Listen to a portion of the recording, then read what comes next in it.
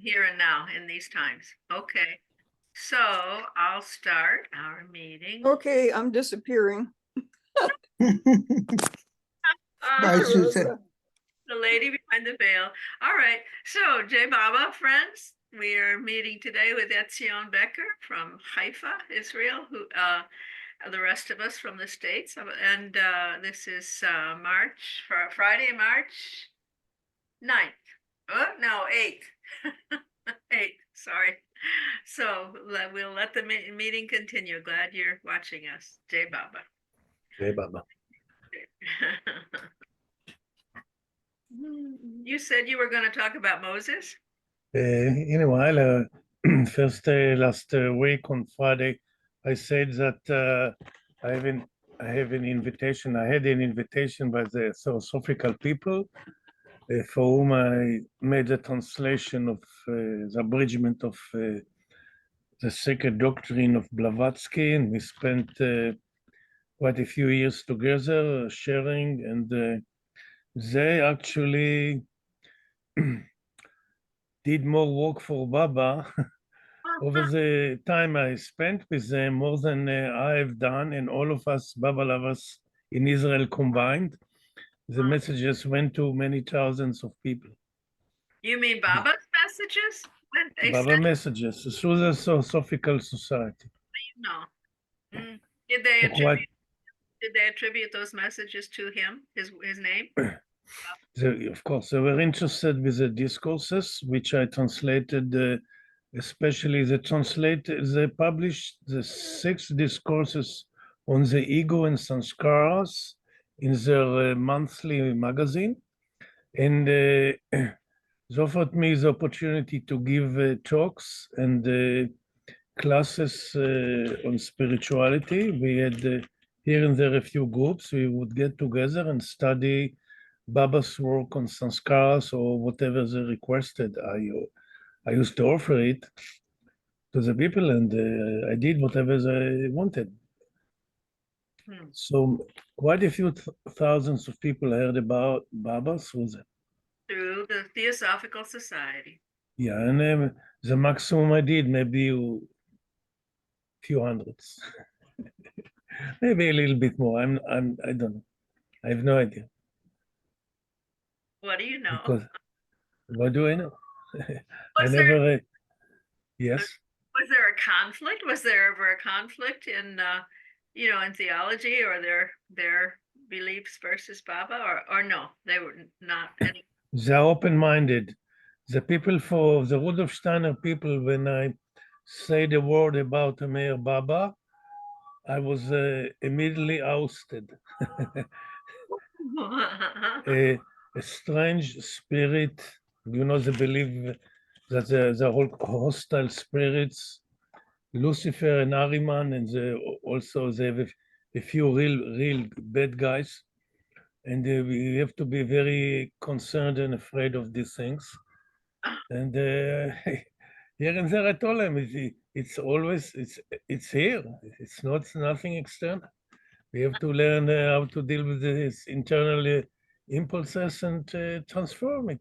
When we focus on the divine beloved, the expression divine beloved almost never appeared there. Also in other groups, the Theosophists like to hug each other, and they are more different. They're more linked to the Orient, and the Orient is more open-hearted, open-minded people, more flexible. But they were sometimes were too flexible. Sometimes I needed to give a talk on Baba, while next to me was a lady who was speaking about Satya Sai Baba. So eventually one day I realized that this is becoming some kind of a spiritual market, and they don't discriminate between the true and the false sometimes. But how can you tell if you don't have the experience? People think that he was a guru of millions of people who believed in him, and he has followers still all over the world. And you said the Steiner people. What is the name of their? I mean, uh, Their like theosophy is that Anthroposophy, the wisdom of man, and theosophy, the wisdom of the God. okay. That is theosophy. Theosophy is a very general term for every knowledge of the divine. In the literature, you will see this expression.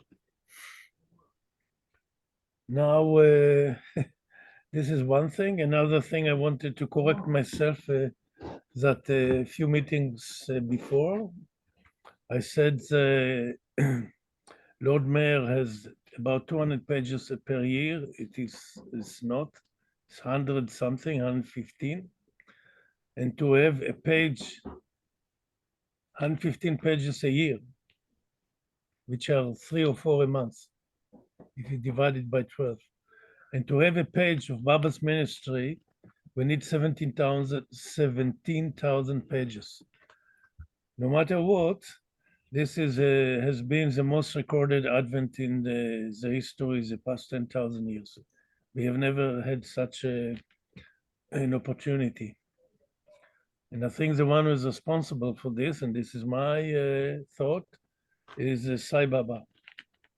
Because we can see Sai Baba took over the head of spiritual hierarchy during 1850 or 60. And we can see that since that time, everything started to shoot up exponentially. All the innovations, everything, by the time Baba came, everything, the technical edge which could record his advent was accomplished. To take photographs, to fly, to travel by car, travel by train, film, videotapes, everything. It's never been before, and I think I did it for the Advent, and the whole humanity was being benefited. Health, all the innovations where everything was more or less ready by the end of the 19th century and beginning of the 20th century. Etzion, I'm sorry. Yes. Can I ask you to go back? You said that Lord Mayor devoted about 2 or 3 pages a month. Is that kind of on average? Is that right? Yes, more or less. You gave another figure, 17. What was that other figure? If you want to cover the 47 years of Baba's ministry, it comes to about 17,000 pages. There's one page a day. Just imagine if you would record each day, it would become quite a few, the activity. But it was very difficult, yes. Do you start? What would you say his ministry? At what age would you say when he 19 when he started to work, 1922. all right. When Upasni gave him the how you call it, gave him the office, Yeah. the Okay. responsibility, All right. till he passed away. Right. Okay. Can I share an interesting story about how Yes. Baba reaches the people? Yes, please. So at one point I was very active on Facebook, which I'm not anymore. And I don't know, this was I don't know time, 2000 something. Anyway, I had done a lot of Baba paintings, and this woman contacted me through seeing my artwork of Baba, and she told me that she had this deep relationship with Baba completely through encountering him in books and what ensued. And she didn't even know there were Baba groups. So I steered her over to, I think it was Boulder. I think she was in the Colorado area. And then we had no contact for a long time. And suddenly we were kind of face to face again. And she asked me if I'd like to take over her page. And a page in Facebook, indicates that someone has something that they want to say to the public. And I had never had a single thought about having a public page. I usually function most comfortably one-to-one in small groups, not getting on a platform. of any sort. But at this particular point in my life, different like spiritual focus will come to my attention center stage. And the current one at the time was the notion that the window of opportunity doesn't stay open very long. And then when it shows up, I should simply say yes, and then find out later why. And this was a whole new idea. So when she said to me, would you like to take over my page? I said, sure, even though I had never wanted to do that. And I thought it was a very complicated business. It turns out all she had to do was put my name as administrator, and it was my page. And her page was called The Mystic Path to Cosmic Consciousness. And her version of that was quantum physics. And she was really kind of ahead of her time. But when it became my page, I immediately started putting beautiful quotes of Rumi and Baba and beautiful flower photos and things. And there was a lot of Rumi initially because I love Rumi and have a connection. And he has wide name recognition, and Baba did not. So I would intersperse it. And fast forward, I mean, every morning, it was like a nice little practice for me. I would find something that really touched my heart or my soul, and I would post it and put a beautiful picture. And I set up my page so that people could not put their own issues on the page, but they could share anything to their own page that I had posted. So people were sharing, and, you know, talk about exponential progression. I think one post could reach as many as 10,000 people. You know, you put it on a page and all their friends see it, and it just keeps growing exponentially.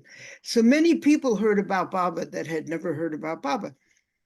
And again, because I don't keep track of time, I don't know how many years went by, but I never did any advertising and anything. I just posted pretty regularly something that was beautiful, spiritual, and touched my heart. And so I had so there were, when I got the page there, I said to her, can I change the name of the group? I mean, I liked it, but it was kind of a mouthful. And she said, yes, you can change it, but the only consequence will be that you'll lose the 500 subscribers. Oh. So I said, well, it's not necessary. Maybe some people really care about this, and, you know, and it's important to them. So I kept the name. So fast forward to however many years without me actively promoting the page ever, I had 52,000 followers. And so that was the answer to why I said yes. Isn't that great? What So, is, do you still have it? Excuse me, I'm sorry. yes, I haven't gone on hardly at all for a year or two, but it's called The Mystic Path to Cosmic Consciousness. And there are wonderful, eclectic spiritual quotes and really beautiful pictures. You know, the photos that I downloaded to my hard drive were always beautiful, but I swear to you, as soon as I post them on this page, they became extra luminous. It was like amazing, but it happened consistently.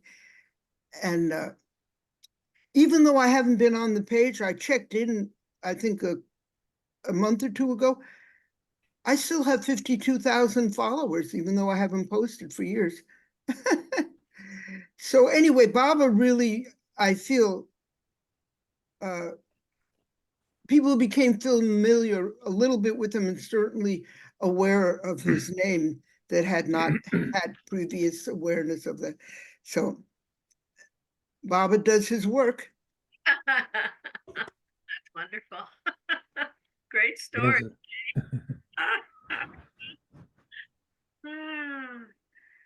Hi, Luthier. Good to have you here. Yeah, she's muted. Yeah, I think she's maybe not hearing me yet. All right. Anyway, sorry. Go ahead, Etzion. Okay. The purpose of these meetings, as I said in the very beginning, dealing with the problems of sanskaras, abiding impressions, our attitude towards life on earth. And Meir Baba, in this Advent, proved to be expert in explaining the problem of sanskaras, which is a problem of creation, and how we get entangled in this maze of illusion unnecessarily due to our involvement with issues which are not within our jurisdiction and don't help us to come closer to the goal. And the goal is to focus on the divine beloved, and eventually we will merge with him or in his aura, or whatever that means, which is available even in this lifespan. As I explained before, we'll focus on him. We will not have any lingering hatreds or grudges towards no one. Then we'll buy the ticket to enter the sphere of divine love and stay there. These are my inner messages during many years of work under his guidance concerning the problem of sanskaras. Without his guidance, I won't be able to do it. Actually, no ordinary human can do it, but the avatar and the perfect masters, and or if he would be able to reconstruct again the spiritual circles, I give the simile of an orchestra, a group of human beings working together with harmony under the conductor or conductress is somebody who puts everybody together, bring it into focus, and then it generates spiritual energy on earth. And with this spiritual energy, we can erase sanskars and teach the masses how not to get involved with ill thoughts, ill words, ill actions, which is unfortunately the case with most of humanity, because don't have a guidance. We have some guidance with some religions. Some religions are doing quite a good job, considerably, but unfortunately, most of them, of these organizations, are being held by people with personal interests. They make a living, they have control, they have fame, etc., etc. We have been, we know what it is, don't want to put any special names.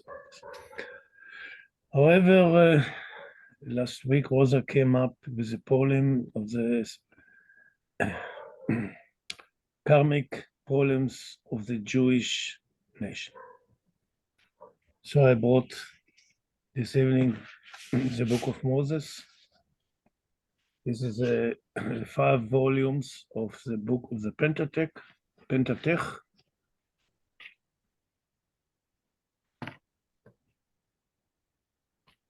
Wow. This is Hebrew and English. Uh-huh. Hebrew and English, page against page. They translated it. You can see how it looks. So sometimes I'm using it for my work.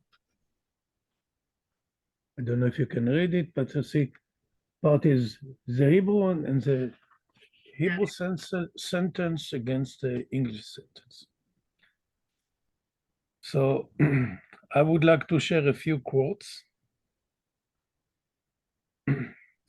After the fall of man, in the beginning, we were living in the Garden of Eden, a state of harmony and cooperation between all humans. And then at a certain stage, this is my view, as Baba inspired me while I was working on this book, I wrote a whole explanation under his directive, the past 16, 17 years, and actually more since I started to work in general under his guidance and spirituality. From time to time, would receive from him insights, which I have never requested anything from him. I just wanted to share some work for him, and if I can help him according to my capabilities. So presumably he granted it, he agreed to it because it came. And after we dropped, actually, under his directive, I wrote that not God kicked us out of the garden, but we, here on earth, told Mr. God, go away from here. We will do it better than you. We know better. We are intelligent, we are clever. You see, we invented the wheel, we know how to control the fire, we know how to control the elements. We do. Thank you very much for all what you have done. We will continue on our own. So of course we cannot do this because our vision is very limited. We don't see the consequences of our doings. We don't have cosmic understanding. They cannot encompass all the in and outs in the creation. So here came God after humanity was multiplied. This is before the flood, and I will quote from here. And the Lord saw that the wickedness of man was great in the earth, and that all the impulse of the thoughts of his heart was only evil continually.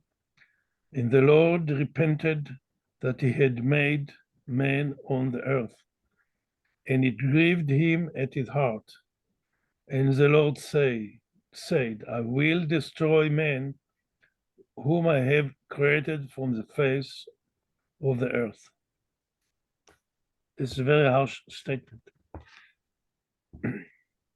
And then, according to Baba's directive and inspirations, and also his statements, as soon as he said that Master Moses was true, and Baba said the Exodus was true, and he said the disciples to see the Ten Commandments, the film of Cecil B. DeMille. We know this. So actually, Baba amended the Pentateuch. Anyway, I know my experience. Whatsoever he said or didn't say, because while I was working on it, I was receiving his inspiration and guidance, and I wrote many insights explaining the book of Genesis and the Exodus in a way which was not revealed before, due to his directives. From this, there are a few more incidents. Then we got the flood after this, as if God wanted to, and he's saying quite simply that the root cause, our thinking mechanism, bad thoughts, bad words, bad actions, what Zoroaster said, are the root cause of all the troubles in the world. Now came Lord Abraham, and Lord Abraham, the avatar, he decided to negate the decision of the Lord, and this was after the flood. So humanity will be able to continue to act on earth, and they will still have an opportunity to advance spiritually and reach the final goal.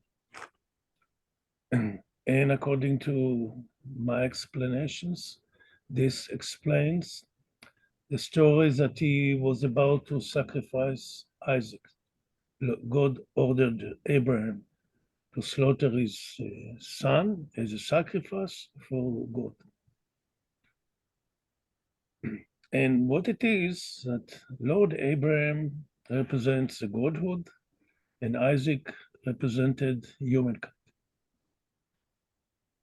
And the act that Abraham takes Isaac, brought him to the mountain, On the mountain traditionally is what we call the Golden Mosque, the Temple Mount. This is where he was about to sacrifice Isaac.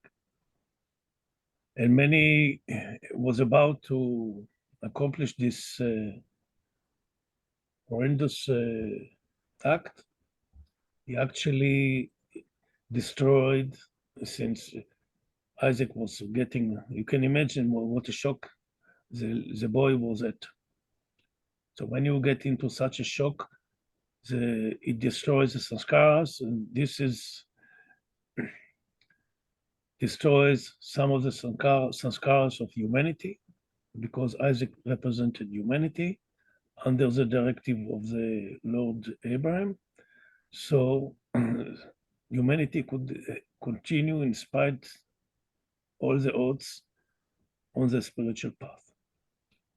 And Lord Abraham laid the foundation for the healing of the nations through his two sons, Isaac and Ishmael. Ishmael was the father of the Arabic nation, as we know. He had 12 sons, and the grandson of Abraham, Jacob, who later on became Israel, Israel meaning a God-man.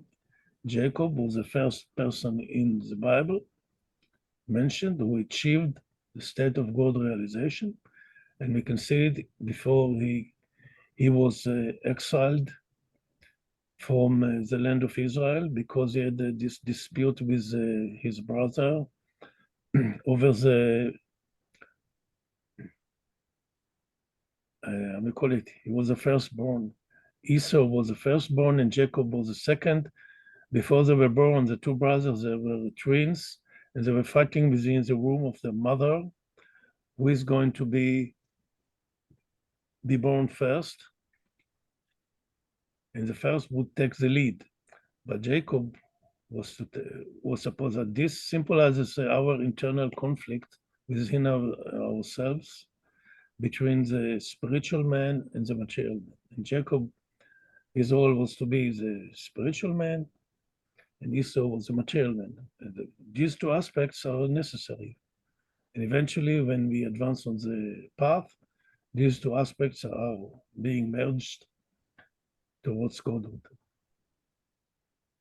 So since the mother of Jacob, she knew that he is a spiritual heir, and that is his responsibility, she deceived her husband, who was supposed to give the blessing to Esau as a firstborn, and if he would give the blessing to Esau, which was a physical man, there wouldn't be any more the possibility of redeeming mankind. This opportunity would come to a halt, and it just imagine just a small family was holding the entire fate of humanity in her own hands. Maybe there were more attempts on the planet here and there, but this is our record. This is what we got. What happened other places on the planet might be yes, maybe not, we don't know. So Jacob ran away to his mother told me to go to her parents in which was in the then Syria or Iraq. So they went to Mesopotamia back. There he married his two women, and he eventually had 12 children, 12 tribes of Israel. And when he came back to Israel, he was giving the directives from God to go back to the land of Israel, to Canaan at that time. And before he had to cross the Jordan Valley, then he had a dispute with a messenger of God, with an angel, who didn't allow him to cross the Jordan. And this symbolizes what happened to the sixth plane master when he has to cross the abyss towards the seventh plane. He needed help, a messenger to help him. This really portrays what Baba explained in God Speaks, how a person becomes a perfect master. This is what God realized. And this is what happened to Jacob, and he became his name Israel. Israel means the God-man, literally. So this is the first God-man in the Bible, or maybe in history. This we don't know. Abraham was born perfect as an avatar because he achieved it before. And now we're coming into the story, which we're starting the plan to heal humanity back to the spiritual circle. So we have the 12 tribe of Israel and the 12 tribe of Ishmael. Our story has been focused on the 12 tribe of Israel because they had to assume the spiritual responsibility, and the 12 tribes of Ishmael, the physical people, they were supposed to protect the spiritual people. And this actually ancient Hebrew tradition. I'm not inventing any wheels here. It's in our somewhere in our traditions, maybe in the Talmud or somewhere else, speaking about the role of the Arabs to protect Israel. You have a circle and you have another circle surrounding it, and they were supposed to coexist, to work together. That was true 3,500 years ago, and today, the nations today, of course, have very little to do with this. There is no spiritual understanding these days concerning such issues, unfortunately. The next step, which is very problematic, I guess you know the story of Joseph, one of the children of Jacob Israel, I call him. He was a visionary. He had all kinds of visions, and he used to, as a boy, used to tell his brothers and his parents his visions, and he was supposed to be the spiritual guide of them. And they didn't like it. They wanted to kill him. Eventually, they sold him to the Arabs. And the Arabs sold him to Egypt. And eventually, after 13 years in Egypt, and most of the time he was in jail because he didn't want to get involved with the wife of his master wanted to possess him because Joseph was extremely good looking. She refused, and she claimed it. He tried to rape her and they put him in jail. And of course, the Egyptian knew that this whole thing is false, but he had to spend time in jail to become humble because he was quite arrogant as a young boy because of his visions. Eventually, from day to day, the king or the pharaoh, the king of Egypt, had a dream, and the only person who succeeded to solve his dream, he was very disturbed about the dreams. So they brought Joseph from the prison. Just imagine what a prison there is. It was a horrible place to, most likely. And he solved the riddle of, he solved the problem, the dream of the pharaoh. And the pharaoh right away appointed him as second to the king. He became, actually gave him his, how you call it, his seal. He gave him his seal and tell him, you are now the leader of Egypt. You just report me what you're doing. You take care of everything. He realized quickly because when he saw Joseph, he saw actually, after all these years, he experienced Joseph as an angel of God. He could see he's standing face to face with God himself. So he didn't need to think twice if this man is suitable or not. He could see I'm an exceptional human being. So he gave him the throne right away. And Joseph prepared the place for the children of Israel to come to Egypt. But what remained is problematic. The fact that the tribes were trying to kill their leader, the spiritual leader, which was Joseph, and eventually, instead of killing him, they sold him to the Arabs, and the Arabs sold him to Egypt. This constituted the bad karma of the children of Israel. So I had to spend, in order to rectify this problem, around 400 years. They were serving Egypt as slaves, building whatever they requested to build. and just spent some time there. The suffering became too much. Then Moses was born in order to redeem the people. Now, while I was working on these issues, there are much similarities between the personality of Moses and Joseph. Both of them were kings. Moses was adopted by the daughter of the Pharaoh, and the Pharaoh was understood the extraordinary qualifications of my Master Moses, and he wanted him to be his heir, not his son, which was not so clever. He wanted Moses to be the ruler of Egypt. And now we see that Joseph was the ruler, and now Moses was planned to be the ruler. And when you look inside the personality of Moses, you see very similarities to the personality of Joseph. And what happened actually, Moses came, whether in the seat of Joseph or the same personality, it doesn't matter. He came to heal this wound, so the children of Israel can start with a mission to create a spiritual circle in a grand scale, in a national scale, to heal humanity.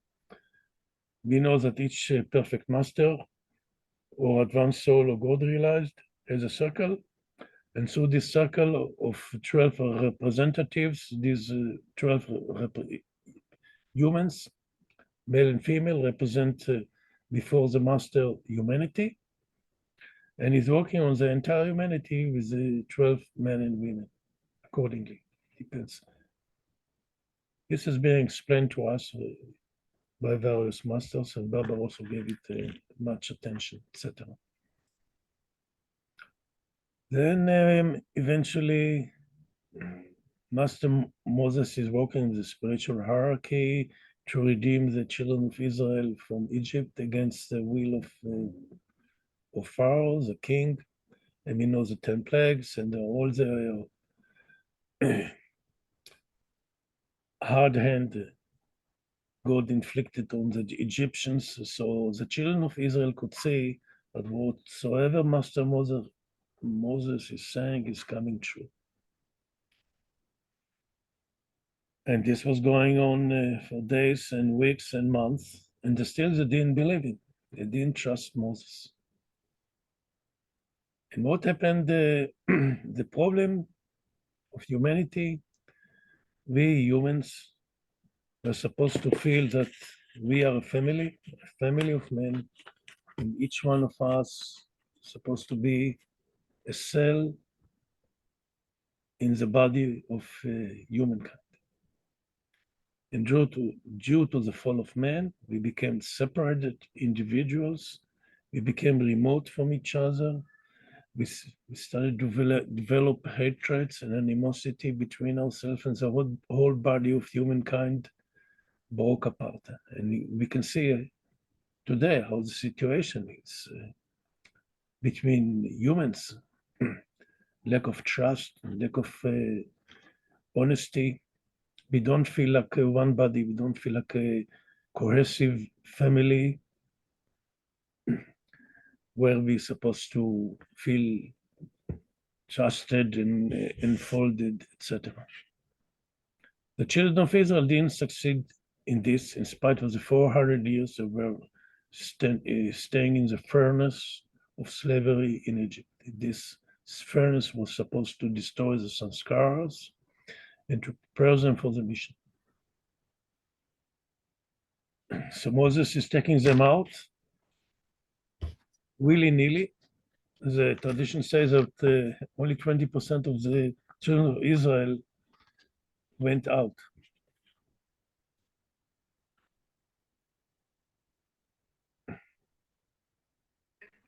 Etzion, when you say Yes. went out, do you mean in the Passover, only 20% left or Yes. something? This is a traditionally only 20% of the people were willing to leave Egypt, and the others remained in Egypt. Oh my gosh, I thought all of them left. No. There is a dispute about this because when they left, it's written that they left. Um, I don't find now the translation in English. I have to go and search for it. But when they left, after the firstborns of Egypt were died from the plague, then it says that the children of Israel left. In Hebrew, it says chamushim. Chamushim is a fifth. Also, there's another translation. They left armed. It's the same word in Israel, in Hebrew, but I have to search how they translate into English. But traditionally, only 20% left from the nation. The others Mhm. remained enslaved in Egypt? So you made a living, you worked during the day, and you got some rations. So I don't. It wasn't so bad, most likely, because what we see when the people went to the desert, they told Moses, "We want to go back. Why did you bring us to the desert? It wasn't so bad, though. We had onions, we had meat, we were considerably comfortable. So we walked out. So what? We got used to it. People get used to people, sometimes people staying in jail for 30, 40 years. And then you tell them you're free. I said, I'm used to it. Why should I go out? Well, what there is for me to do out? I have my room. I am adjusted. I here and there do whatever I want to do. I have food. I don't need to fight for living. I don't care. I stay in jail. Some people don't want to live. Wow. Oh. And all the congregation of the children of Israel journeyed from the wilderness of Sin, it's a place in the desert of Sinai, by their stages according to the commandment of the Lord, and pitched in Rephidim. And there was no water for the people to drink. Wherefore the people did strive with Moses, and said, Give us water that we may drink. And Moses said to them, Why do you strive with me? Why are you conflicting with me? They're conflicting with him all the time. Why you tempt the Lord? And the people thirsted there for water. And the people murmured against Moses and said, Why is it that thou hast brought us up out of Mitzrayim, Egypt, to kill us and our children and our cattle with thirst? And Moses cried to the Lord, saying, What shall I do to these people? They are almost ready to stone me. And the Lord said to Moses, here it's written Moshe, Pass before the people and take with thee the elders of Israel and thy rod, with which thou smotest the river. Take in thy hand, and go, behold, I will stand before thee there upon the rock in Horeb. Horeb is a mountain of Sinai. And thou shalt smite the rock, and there shall come water out of it. This is, you can see the life of Moses. And when we could see it before, I'm speaking about the karma of the Jewish people. This is the way the karma of the Jewish people who also ask about this. So I'm explaining. See, the very fact that the sages concluded all these disturbing stories proves that this book is true, it's authentic. Because every normal nation, they would remove all the bad things. Like, for example, in the Haggadah, the Haggadah, the Passover, only good things are there. We didn't commit any things. Everything was just beautiful and perfect. That's the story. In the Haggadah, we don't mention anything with negative. Everything was fine. Everything was beautiful, which is actually the way it should be. We should look only at the positive things and all the good things which transpired eventually.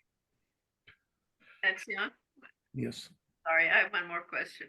Last time, you said that Moses started his work at age 80. Started his spiritual. yes, Is that yes, so he was 80 years old when he was leading them out into the yes, desert? yes, Okay. All right, I was just verifying that. yes. And this, he was 80. He presumably expelled from Egypt when he was in the 40s and stayed with his father-in-law, who gave him his daughter in oasis in the Sinai, the desert of Sinai. I spent quite some time in the desert of Sinai in this Refidim. This was our military base after the war of 67. So I knew the desert very well. It's a real desert. You see only yellow and yellow and yellow. You don't see anything green till the horizon. Sand and sand and sand. It's part of the continuation of the Sahara Desert. Without the River Nile, the entire Egypt would be like it's mainly desert. Only 5% is fertile because of the Nile. The rest is very hard desert, totally dry sand, kilometers of sand, the height of the mountains of sand. Anyway, you can see the plight of Moses, and then eventually brought them to Mount Sinai, and he's going up the mountain to bring the Torah. The Torah is a directive for the spiritual path and how to form the spiritual circles, etc., etc. That's a long story. We don't want to get into it. And you know what happened? Moses was convening with the Lord, which according to some interpretations must be maybe it is Avatar or Lord Abraham. They were convening together and preparing the script, which was a musical script eventually. The first Torah was a musical script for billions of and billions of sounds. Well, each one of us gives a sound, like orchestra. The greatest orchestra which humans can develop is between 50 to 200. And here we had the divine orchestra. We included the whole entities of creation, billions and billions and trillions, bring everything to harmony. And then you know the story of the golden calf. We spoke about this before, and the opportunity was destroyed.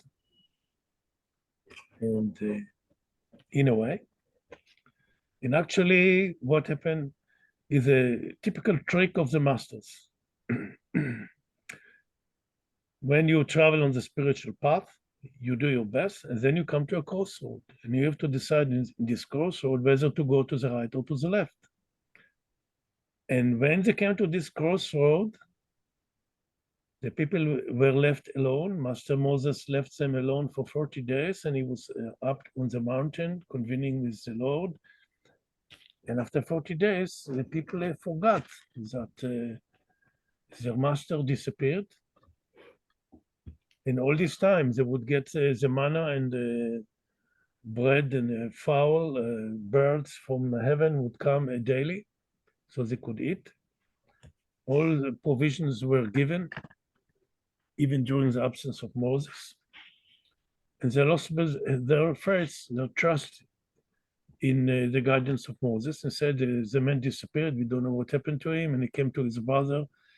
We need this brother of yours disappeared, we don't know what happened to him, we need some substitute. So he made him the golden calf.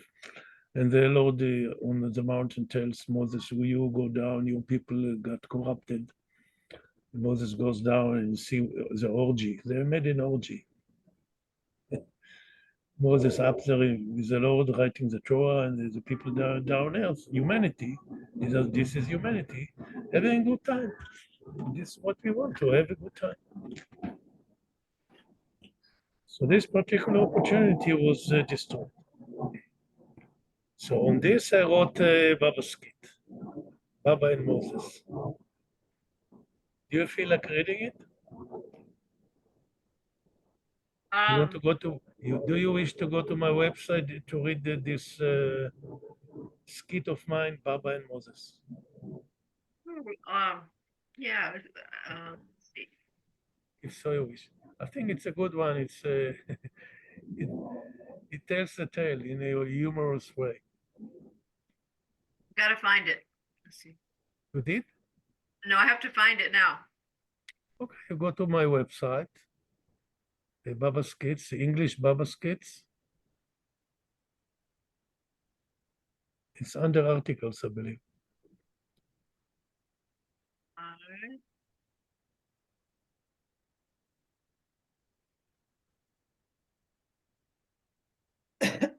Maybe I should tell you in advance. You find it? Or shall I find it? Articles, okay.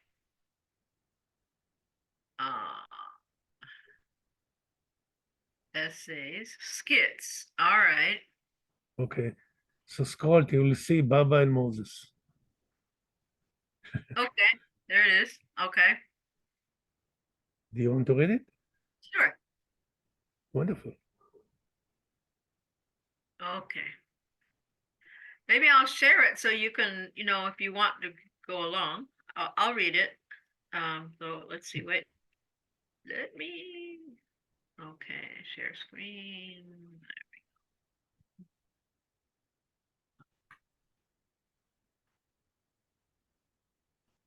Okay, so here we are. Baba and Moses, the setting, Mount Sinai, time 1313 BC. The setting and the story were portrayed in the book of Moses, Exodus 19 onwards. I'm making it bigger. Okay. Baba threw the dice, 5 to 6, you loser, and removed all the stones of Moses. Moses. They were playing a game of marbles. Oh, okay. But you play with dice? You play marbles? Okay. It's written there, I explained it. All right. Moses shouting desperately, Baba, it is not possible, even statistically, that you will win 38 times the game and always get the exact numbers at the right time. You are either cheating or you tempered the stones. Baba was insulted. Moses, you suggest that God is cheating. Moses says adamantly, my dear Baba, I know already for ages now how clever you can be. Anyway, whoops. We are here on top of Mount Sinai. I didn't eat, drink, nor sleep for 38 days. I came here especially to give the Torah to the people of Israel. And what have we been playing? How do you say that? Sheshbesh? Sheshbesh is a kind of a game. I explain it below. You see there, this two? Okay, let's see. Sheshbesh. I explain it below what it is. It's a kind of a game. Why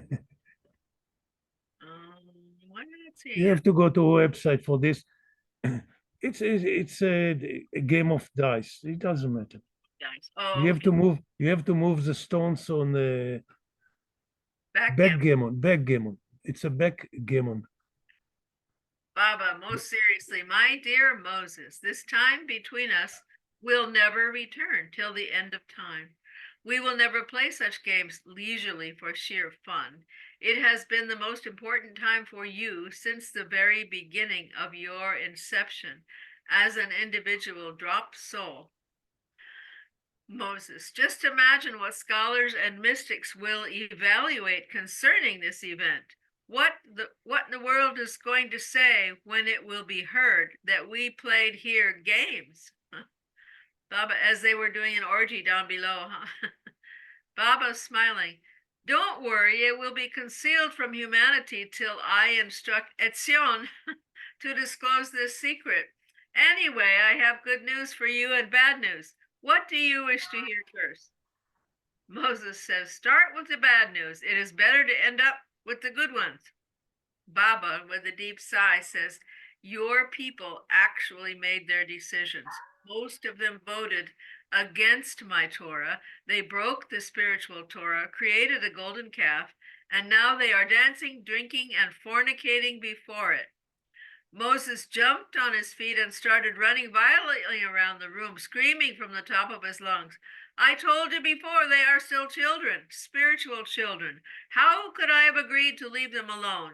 You are God, you knew. I don't understand this cruelty. And this other footnote says the story of Moses starts already from Genesis. Moses wrote these 5 books, which are the books of initiation for all students of the spiritual path for all times. Which 5 books are The you? Pentateuch.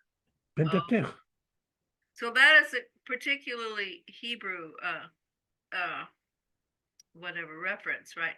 I mean, this is not something that the Christian Bible knows about, or it's in the right Torah, right? The Old Testament. Oh, the The Old first Testament. 5 books. It's the Old Testament. Oh, also it is in the Hebrew. I mean, the Christian Bible then. Okay, okay. This is Genesis, Exodus, Leviticus, Numbers, Deuteronomy. I see. This Okay, is the Pentateuch. This is the Torah.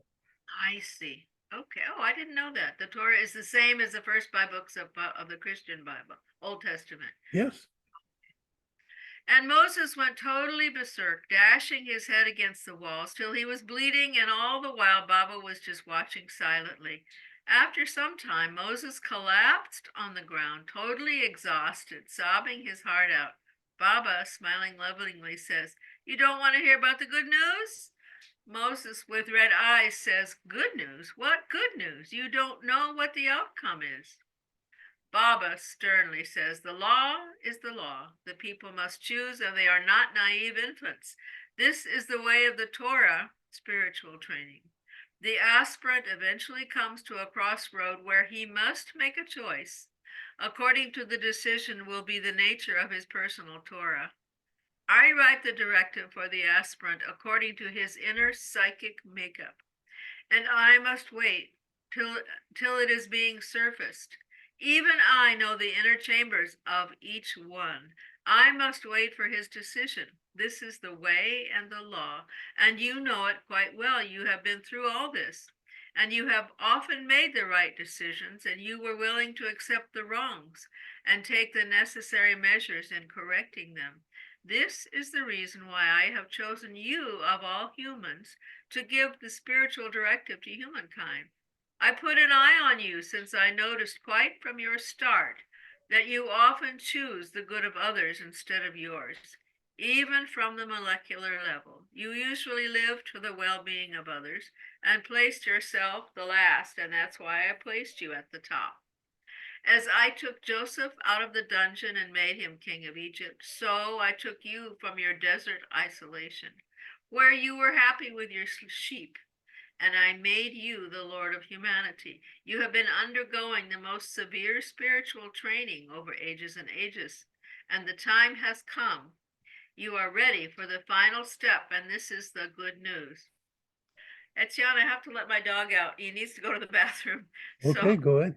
You want to read it a little bit, or okay, I'll be back. Come on, Bobby. Etzion, hi, it's Ralph. Yes, dear. I'm going to get a word in quick while Betty's attending her dog. Last night, we were singing a song that Francis Brabazon, When Israel Was, and when, I forget what the title of the song is, but the line is, Francis sings, When Abraham in fire was thrown, and the master gave him a charm. So I'd never heard that story, but I'm not that great a student of the Bible at all, but I am a bit. And so I just Googled Abraham thrown into fire, and it came up, and I read around and seemed to ascertain that story is not in the Old Testament, King James Old Testament. This is a tradition. It's in a Hebrew. In the Talmud. It's in the external how you call it, explanations. Said it was in a genesis of the a different, not different, but what did it say? It's Genesis of You said Etzion said is there a Hebrew Bible? Is it the Torah? I don't know. It was, but it is recorded, you know, and otherwise, I think by in Jewish tradition. I thought you might know something could help us with that a little bit. Might know more.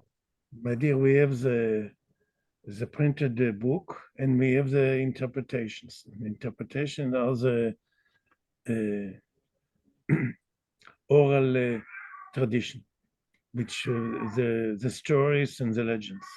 It's a different story. And eventually they bound it as a book, which we call the Talmud and the other explanations, and the Kabbalah and the Hebrew mysticism.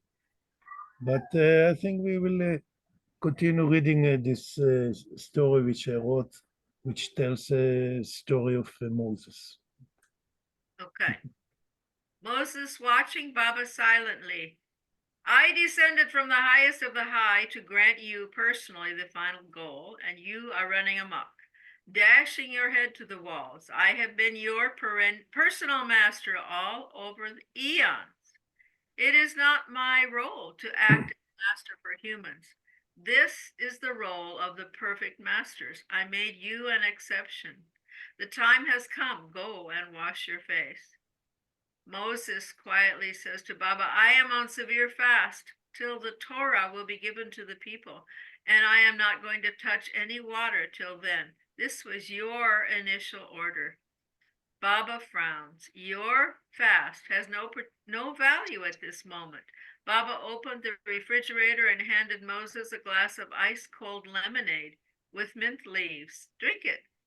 Moses says, what about the people? Baba, the people are actually representing humankind. You know the law. Moses says, those who made the wrong choice will be thrown back to the beyond state. This is the law, says Baba. I am not inventing anything new. Drink the cup. Moses says, and all my work over the millennia with these people will be in vain. What the world is going to say? That you took people out of Egypt and all will perish? Baba says impatiently, nobody perishes, Moses. You talk to me as if you were in the first grade. You are a mature spiritual person, one of the very few whom I can rely on. Moses says, I cannot accept this. You are God. Find a way. Baba, trying to hide a grin behind his mustache. These people who have been plotting to destroy you all along kept on seeking ways to harm you. Inform the authorities about your killing the Egyptian who attacked the Hebrew slaves. You lost because of them your kingship as future ruler of Egypt. Kept on receiving abuses and non-stop harassments from them, and still you insist on defending them?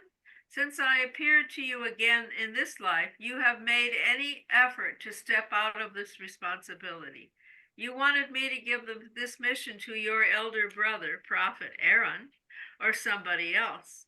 You are working half-hearted, as if I forced you to drink castor oil. You keep on the grudge from the time of Joseph, who was sold by his brothers to the Arabs. Now I am telling you that I'm going to make a new, fresh start with humanity. The people who made the wrong choice will go back to square one, and you will give birth to a new, God-centered people. Moses says, if they go back to the beyond state, I'll go with them. Baba says, totally stunned, this is not possible, my dear Moses. You already crossed the no return line, and all this creation, including humanity, has been only a background, a stage for you mainly, in order to ensure your arrival at the goal. The background comes and goes. This has been the case ever since. The people who refuse to play the game have to start again. Take a rest, and then we'll wake up refreshed for a new opportunity. Since too few chose to play the game, they will be sent to another system where the people are working considerably with the cosmic goal. It is not practical to keep an entire system for so few people. Anyway, my dear Moses, I actually descended from the highest of the high in order to take you with me there. We want you to be with us. You have earned over the eons more than the goal. You go straight to the very head of creation. Why are you wasting my time over trifles? Moses was listening quietly, holding the cold lemonade in his hand. So this stage, as you call the people, trifles in your own language, is the means by which I achieve the goal as you present it. Then how can I discard them? Because besides this, I see a long train of perfect beings who will not attain the goal if you insist on this solution. I see many horrible criminals who would become perfect and will render service to you that no saint can achieve. Baba, smiling, says, it's too expensive, too much suffering. Moses, you don't mind that all these people will achieve the goal before you? You are the very first on the line and you choose to be the last? Anyway, your insistence might thrust enormous suffering upon us. You will, let's see, I guess I'll read the footnote. There are too many correlations between the life of Joseph, son of Israel, and Moses. Both of them serve as a cosmic principle. They act as the Hebrew side of humanity, the spiritual aspect of mankind, which humans have aspired to destroy since they turned their backs to the goal of life. Let's see, so back to Baba says, you will not arrive at the promised land, God realization, and I'll need to keep on coming to the physical creation indefinitely till all these obnoxious souls will arrive at the goal. Moses, there will be too much suffering, which might bring the very creation to the brink of self-extinction. These people lost their way and became beasts. They live in order to fulfill their selfish desires. They are cruel devils and will continue to wreak havoc upon the planet. Their minds became evil, and dark energy is being emanated constantly from them. I created a beautiful garden, but humans with the power to create given to them together with free will turned it to hell, which is their present mental state. All the evil in this world is the outcome of their evil thoughts, which consolidate the physical realm and create all these beasts and monsters in the animal kingdom, as well as humanity. When the level of suffering crosses a certain line, Mahapralaya is automatic. Even I cannot prevent it. You are asking for something which never happened before. You demand a cosmic precedence which I cannot grant on my own. The spiritual hierarchy has to decide. Moses says, Baba, you are the head of the spiritual hierarchy. They always vote with you. You decide, they will sign. Baba says, not quite so. In case of Mahapralaya, the entire creation falls asleep for a very long duration. I doubt if they will agree to it. Moses, quit this irrational demand of yours. And Baba kept on trying to hide his little smile behind his mustache. Moses kept on shaking his beautiful head with definite no while moving the glass of cold lemonade from hand to hand. You gods find a way. I am with the people, the trifle stage, as you call it. Baba says, these evil humans will torture and kill us with all strange deaths in their distorted minds can invent. When we go down to the physical plane, we will be subject to its conditions. We will not have any special privilege. Worse than that, you will go back to the world as an ordinary person, without cosmic consciousness. Hence, you most probably will forget this commitment of yours. I never lose my state of consciousness, no matter what. My dear Moses, you most likely will regret this decision, even curse your lot. You can still change your mind. When you'll go down back to the physical plane, your decision will constitute our future path. Are you ready for it? Moses says, I cannot change my mind. I'm not going to abandon my people. I have been trusting implicitly upon your guidance. Whatever will be, will be. Baba couldn't conceal his smile any longer. From day one of the creation, it never happened that a person discarded the goal for the sake of others. I must admit that even you have been my chosen person of all creation. You have excelled yourself. However, I was ready for such a step of yours and prepared you a taste of the promised land. Baba opened a small package which contained a sandwich. Carefully, I'm sorry. My dog is now scratching the door, so I've got to go get him in again. I'll be back. Here, Toby.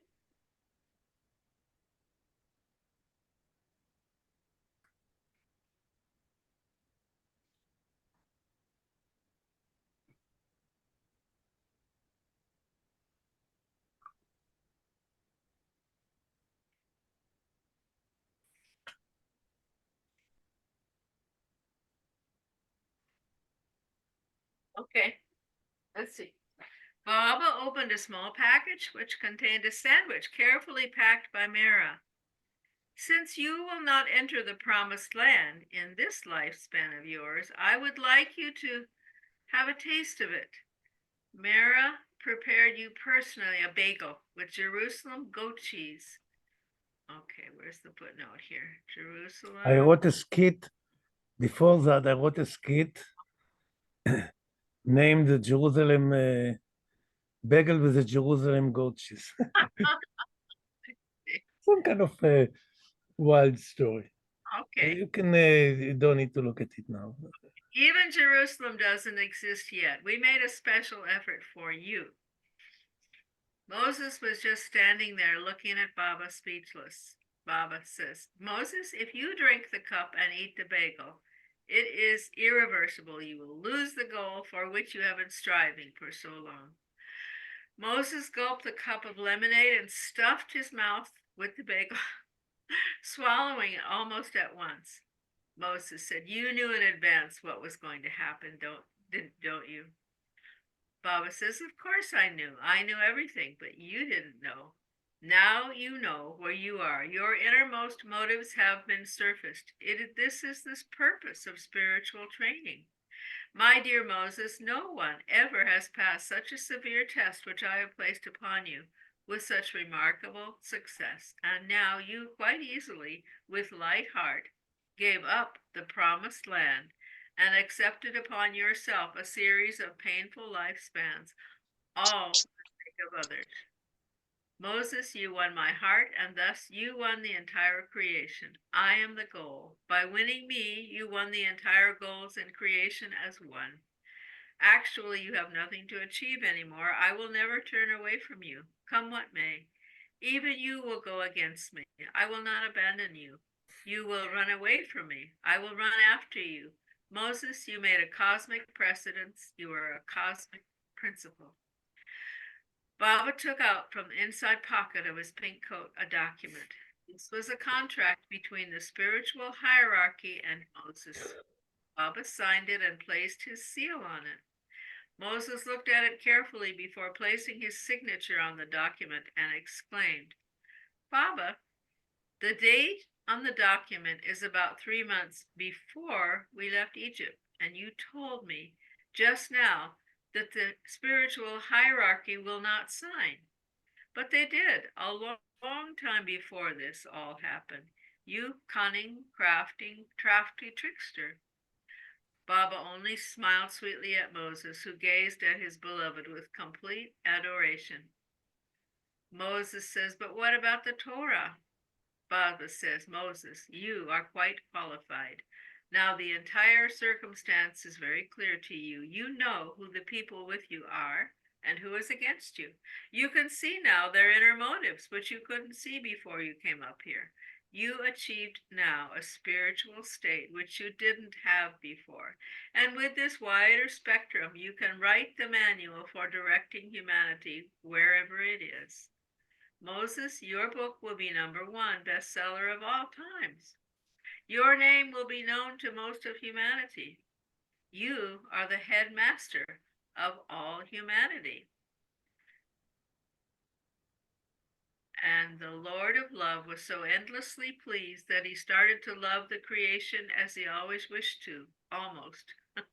And he became all effulgence and grandeur. He clasped Moses' arm and started dancing with him around the stage, circling around and spinning and whirling to such an extent that the light, which emanated from Baba, was stronger than 20,000 supernovas and was reaching such a degree that the entire creation was about to be consumed by his love. The wheels of the systems were squeaking. The lords of the creation shrieked in trepidation, lest the divine beloved might express fully his love for the creation. And the emanation of his light became such that all the mighty suns in creation fainted of shame. Then, quite accidentally or maybe not, Moses stepped forcefully on Baba's toe, and the entire spectacle vanished instantly. That's a funny ending. Well, that's a picture.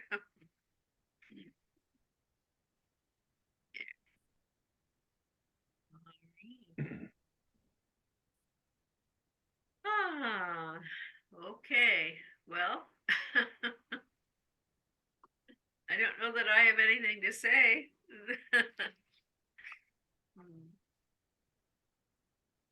You've certainly put a lot of energy into your skits. Yeah. What tells the tale of spiritual training, what it is actually. So what happened when the children, we humans, came to the Mount of Sinai, the crossroad of decision? We were left alone. This is a key principle in spirituality. And when we are being left alone, after whatsoever training we have received till then, we have to make decisions. And we make the decisions, and this will, according to the decisions, we'll receive the manual for the next steps. And this what happened. So actually, they didn't sin at all, the children of Israel or humanity. Their innermost subconscious mind was being surfaced, and the whole point of spiritual training is to take care of the deeper layers of the subconscious mind, and this what was achieved here. To reveal the deeper layers of the subconscious mind. We have the conscious mind where we communicate, the subconscious mind, the immediate subconscious mind where we keep our immediate memories, and we can go back, let's say, to age 6, 7, 8, where we still have some memories. And before birth, usually we don't remember anything because this is being buried in the subconscious mind. And the purpose of spiritual training is to surface the subconscious mind so we can work on it and erase it. And this is what happened when we, humanity, came to this crossroad at Mount Sinai. So we get the impression that we made a terrible sin, but what happened is that, yes?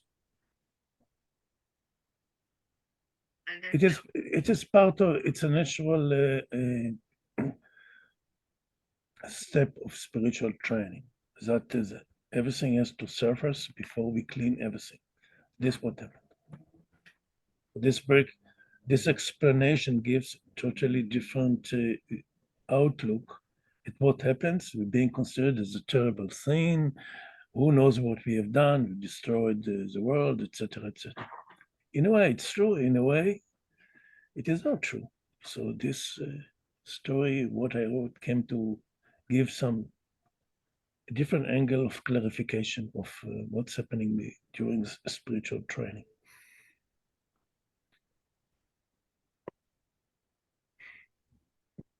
So we can look at all this with a cheerful heart.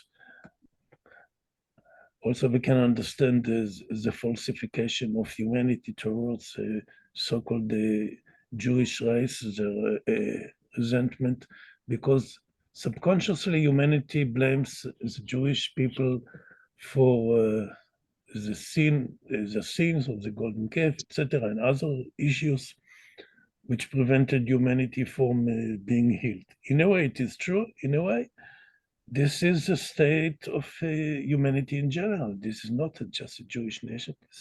This is what's happening with humanity, and this is a mirror to look at. If you want to be healed, you have to look at the mirror. And this book, the book of Genesis and the book of Exodus, are mirrors for the aspirant to look at. And now, and the mirror is a mirror. You have to look at it and make the necessary steps. Well, I'm glad to sort of to look into this historical, biblical. It's interesting. I enjoy that part part of it. You know. It's an incredible book, incredible stories. The Hebrew verses are outstanding. I'm having also Zoom meetings concerning the book I wrote in Hebrew, the interpretation of the Torah, and we look together at the Hebrew verses. Of course, these discussions are in Hebrew, and it's no way to translate it to English. This is the English language. There's no language that can, how you call it, receive the impact of the Hebrew language. It's not possible. You have to, preferably, you have to be born into the Hebrew or the Jewish nation so you can read it. But unfortunately, there is a very long queue and very few seats. If you understand what I'm trying to say. It's necessary to undergo a stage receiving spiritual training with various religions, also to read the Hebrew Torah in Hebrew is a real boon. Oh, I imagine. Yeah. It is extraordinary, and I hope I will not be punished by Baba because I'm saying even what he wrote is not doesn't have the power of the Hebrew Torah. What he wrote, it is not possible to write. English is whatever he did is fantastic, magnificent. His work is extraordinary. But while I'm reading the verses in Hebrew and see the depth, I don't see this depth in any other language. That's yeah. And this is, from my point of view, the justification of that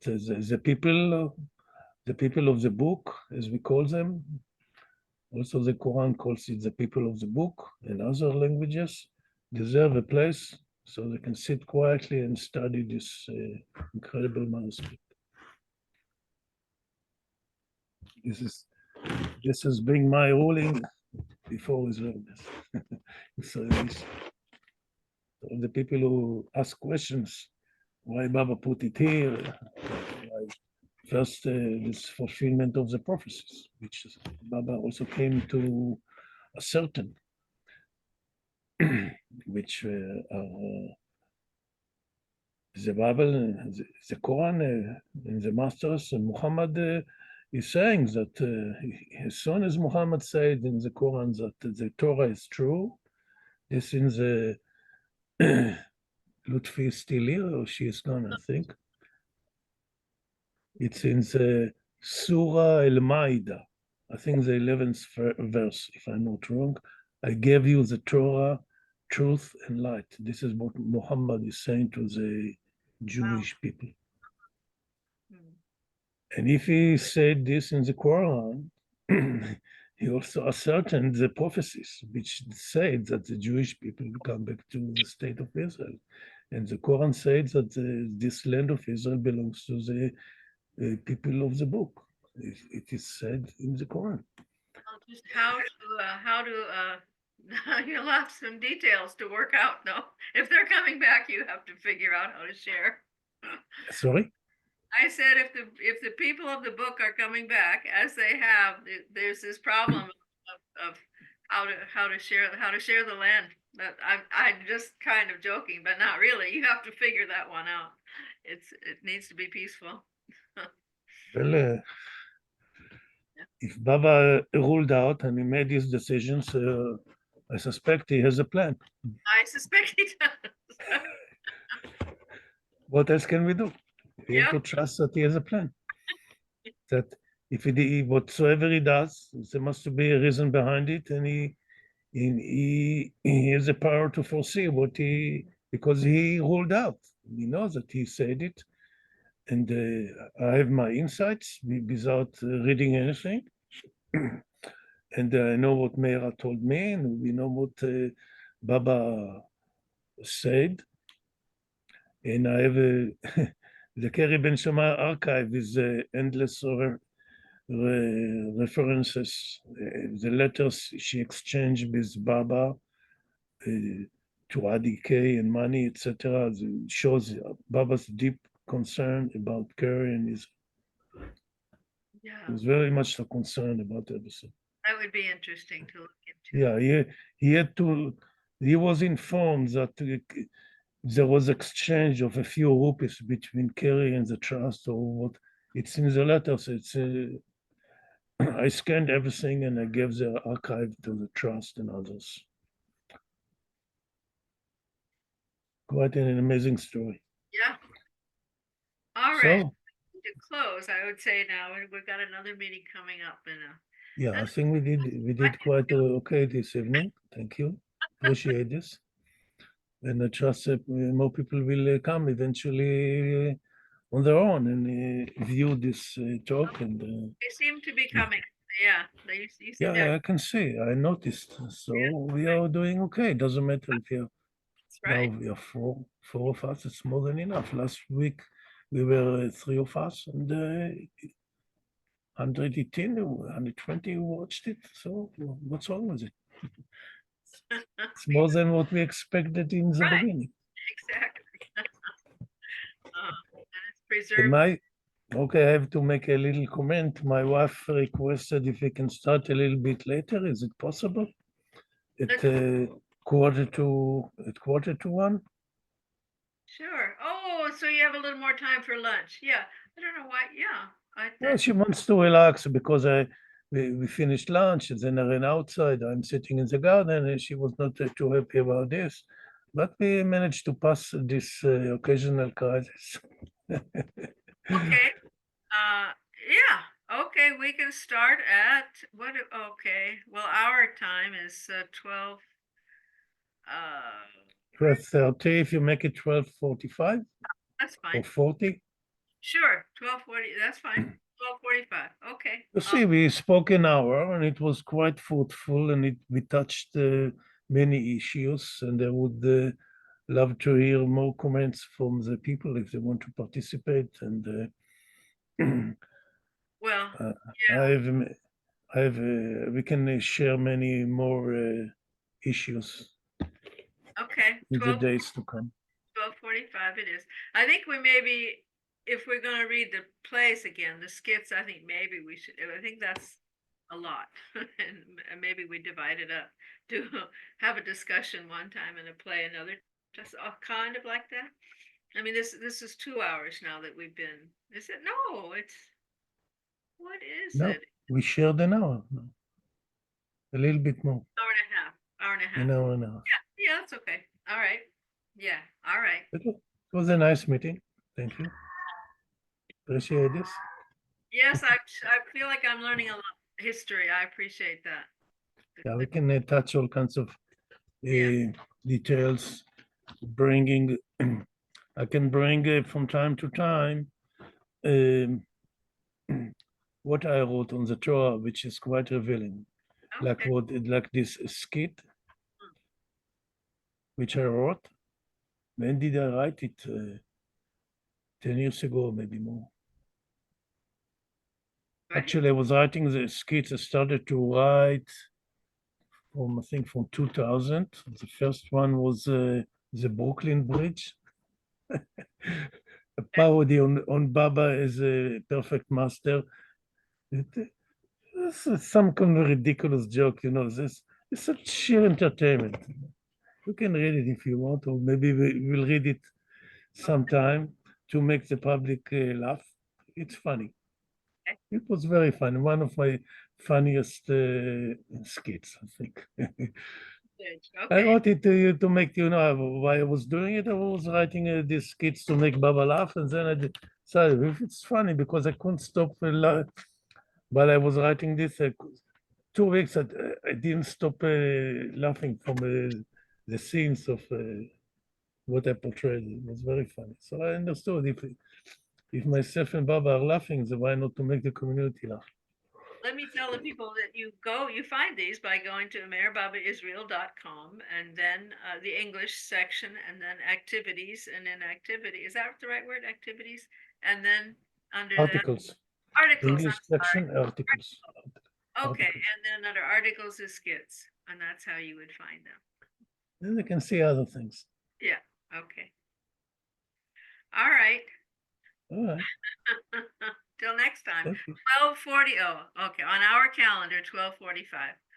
Okay. Oh, and let's see. Is that right? Yeah. Okay. Gives you 15 more minutes to, yeah. Have a nice Okay. lunch. Thank All you, right. man. Jai Thank Baba. you. Jai Baba.